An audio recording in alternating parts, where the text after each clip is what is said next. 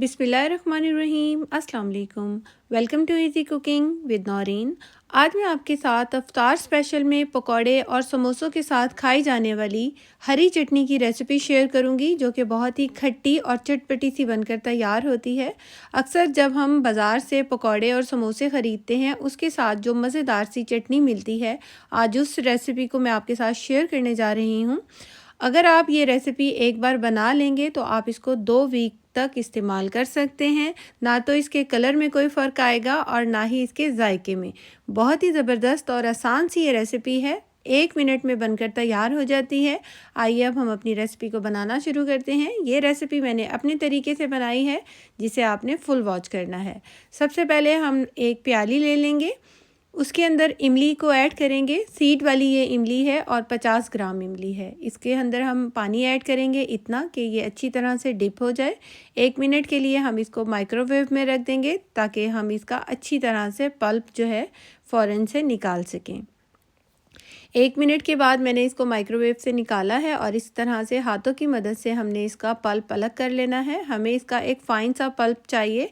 अगर आपके पास सीडलेस इमली होगी तो भी आपने इस तरह से इसका पल्प तैयार कर लेना है। अब हम इसको साइड पे कर देंगे। यहाँ पर मैंने एक ब्लेंडर जग ले लिया है और इसके अंदर सबसे पहले ऐड कर देंगे 1 बंच पुदीने का और हाफ़ बंच हम डालेंगे इसके अंदर हरा धनिया।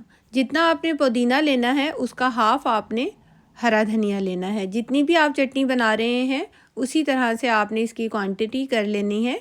और 4 अदद हरी मिर्चें डाली हैं, 4 अदद लहसुन के जवे ऐड किए हैं मैंने।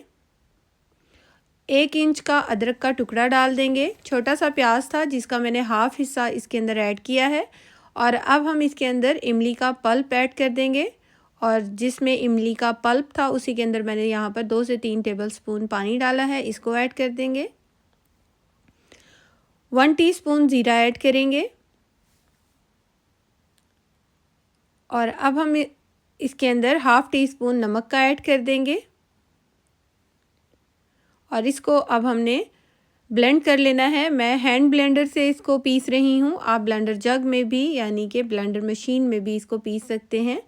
अच्छी तरह से हमने इसका एक स्मूथ सा पेस्ट बना लेना है। बहुत अच्छी तरीके से हम इसको पीस लेंगे।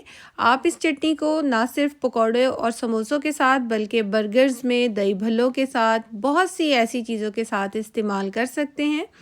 और ये देखिए हमारी ज़बरदस्त सी खट्टी और चटपटी सी चटनी बनकर तैयार हो गई है, जिसे आप 2 हफ्तों के लिए स्टोर भी कर सकते हैं और जिससे इसका ना तो रंग ख़राब होगा और ना ही जायके में कोई फ़र्क आएगा। एक बार बना लीजिए और 2 हफ्ते तक सुकून से इसको इस्तेमाल करें। होपफुली आपको मेरी ये रेसिपी ज़रूर पसंद आई होगी। रेसिपी अच्छी लगी हो तो इसे लाइक, शेयर और मेरे चैनल को ज़रूर सब्सक्राइब कीजिएगा। Thanks for watching. अल्लाह हाफिज़।